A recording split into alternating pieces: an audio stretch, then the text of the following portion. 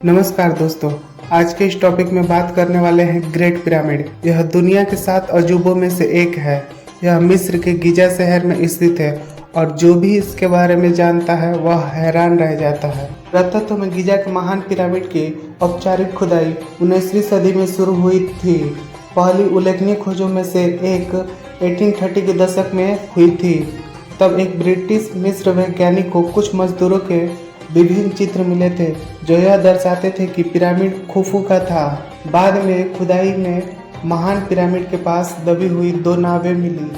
Giza, यह अजीब सा वर्ड क्या है? गीजा का मतलब होता है काटा या तराशा हुआ पत्थर।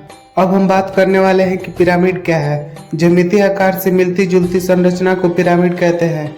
विश्व में बहुत सी संरचनाएं पिरामिड के आकार की है, लेकिन उनमें से मिस्र के पिरामिड बहुत प्रसिद्ध है। पिरामिड आकार की संरचनाओं की सबसे बड़ी विशेषता यह है कि इसके भार का अधिकांश भाग जमीन के पास होता है। इसी कारण प्राचीन सभ्यता में भी पिरामिड के रूप में अच्छे स्थायित्व वाले स्मारक बनाए जा सके। अब आप यह सोच रहे होंगे कि आखिर गीजा का महान पिरामिड इतना ज़्यादा प्रसिद्ध क्यों है। तो हम आपको बता दें कि यह पिरामिड प्राचीन मिस्रवासियों के द्वारा बनाया गया एक विशाल पिरामिड है। यह काहिरा मिस्र के पास स्थित है और यह प्राचीन विश्व का अंतिम शेष आश्चर्य है।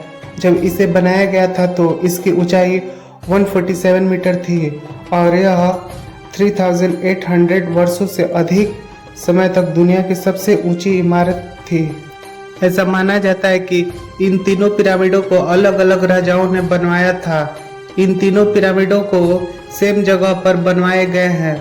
जो सबसे बड़ा पिरामिड है उसे the great pyramid of Giza, जिसे पिरामिड ऑफ खुफू भी कहते हैं। इससे छोटा है पिरामिड ऑफ खाफरे। कहा जाता है कि खुफू के बेटे खाफरे ने उसे बनवाया था। तीसरा और इनमें से सबसे छोटा पिरामिड है पिरामिड ऑफ मेनकौरे। बताया जाता है कि खाफरे के बेटे ने बनवाए। बताया जाता है कि गीजा के महान पिरामिड 2560 ईसा पूर्व में बनाया गया था। इसे खुफू के पिरामिड के नाम से भी जाना जाता है। इस पिरामिड को प्राचीन मिस्र के राजा खुफू के शव को संरक्षण के लिए बनाया गया था। ऐसा माना जाता है कि मिस्र में कुल 100 से अधिक पिरामिड है, जिनमें से अधिकांशतः राजाओं के मकबरे के रूप में निर्मित किया गया है। हालांकि इनमें से कोई भी गीजा के पिरामिड की तरह विशिष्ट नहीं है। मिस्र के गीजा के खुफू का पिरामिड दुनिया का सबसे ऊंचा पिरामिड है, जिसे ग्रेट पिरामिड के नाम से भी जाना जाता है। 4500 साल पहले जब यह बनकर तैयार हुआ था तब इसकी ऊंचाई 146.7 मीटर यानी 481 फीट 3 इंच थी, लेकिन कटाव और बर्बरता के कारण आज इसकी ऊंचाई घटकर 137.5 मीटर यानी 451 फीट 1 इंच रह गई है। पिरामिड में प्रकाश, जलवायु तथा ऊर्जा का प्रवाह संतुलित रूप में रहता है, जिसके चलते कोई भी वस्तु विकृत नहीं होती है। यह रहस्य प्राचीन काल के लोग जानते थे, इसीलिए वे अपने कब्रों को पिरामिड नुमा बनाते थे और उसको इतना भव्य आकार देते थे कि वह हजारों साल तक कायम रह सके।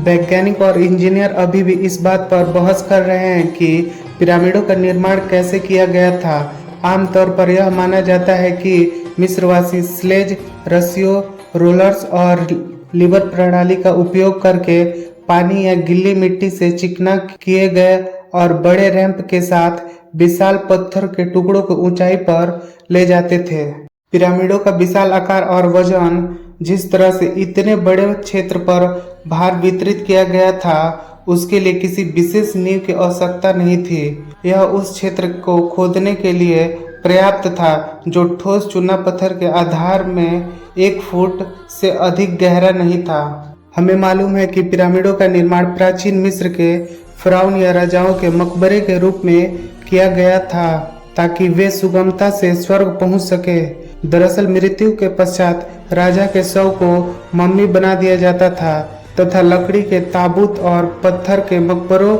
में रखा जाता था। पिरामिड का निर्माण एक बहुत बड़ा काम था, जिसे पूरा करने में कई साल लग गए थे। इसमें चूना पत्थर और ग्रेनाइट भी शामिल थे।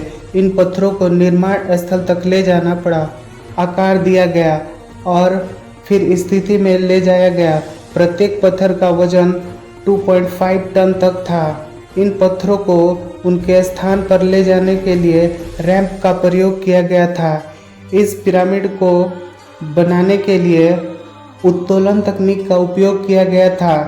इस तकनीक के अंतर्गत बड़े बड़े पत्थरों को रखा जाता था और उसके ऊपर एक छोटे पत्थर को तेजी से ढीला कर दिया जाता था। जब यह छोटा पत्थर अपने स्थान पर पहुंच जाता था तो उससे ऊपर रखे बड़े बड़े पत्थर धीरे धीरे ऊपर की ओर बढ़ते थे। मिस्र के पिरामिड के बारे में सबसे बड़े रहस्यों में से एक है उन्हें खड़ा करने के लिए उपयोग की जाने वाली निर्माण तकनीक है। मिस्रवासियों की अविश्वसनीय उपलब्धियां तब और भी प्रभावशाली हो जाती है जब हम इस बात को ध्यान में रखते हैं कि गीजा के महान पिरामिड को बनाने के लिए 2 मिलियन से अधिक चूना पत्थर और ग्रेनाइट ब्लॉकों का उपयोग किया गया था। ग्रेट पिरामिड के अंदर 3 ज्ञात कक्ष है। सबसे निचले हिस्से को आधारशिला में काटा गया था जिस पर पिरामिड बनाया गया था लेकिन अधूरा रह गया। तथाकथित क्वींस चैम्बर्स और किंग चैम्बर जिनमें एक ग्रेनाइट ताबूत है। पिरामिड संरचना के भीतर जमीन से ऊपर है। अधिकांश निर्माण परिकल्पनाएं इस विश्वास पर आधारित है कि इन विशाल पत्थर को तांबे की छेनी से खदानों से तराशा गया था और फिर इन ब्लॉकों को खींचकर स्थिति में लाया गया था। एक रिसर्च में सामने आया है कि नील नदी की धारा का इस्तेमाल करके हुई थी इन विशाल पत्थरों की ढुलाई, लेकिन आज इतने सालों में नदी की धारा बदल गई है और जिस धारा का इस्तेमाल पत्थरों को ढोने के लिए किया गया था वह खो गई है। Proceeding of national academy of sciences नाम के जर्नल में प्रकाशित एक स्टडी में कहा गया है कि तब नदी ऊंचाई पर बहती थी और उसकी धारा आज से काफी अलग थी।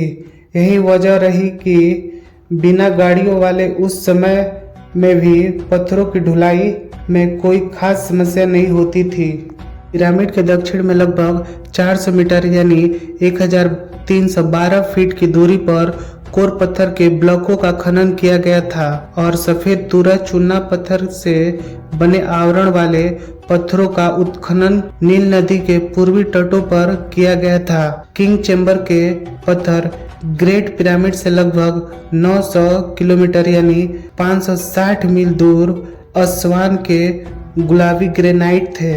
यूनानी के एक इतिहासकार हेरोडिट्स ने 5वीं शताब्दी ईसा पूर्व में बताया कि उनके मिस्र के मार्गदर्शकों ने उन्हें बताया था कि महान पिरामिड के निर्माण के 20 वर्षों तक प्रति वर्ष 3 महीने के लिए 1 लाख लोगों को काम पर रखा गया था। अगर आप ऐसे ही इंटरेस्टिंग वीडियो देखना चाहते हैं तो आप अभी हमारे चैनल को सब्सक्राइब करें और कमेंट में अपनी राय दें कि आपको यह वीडियो कैसी लगी।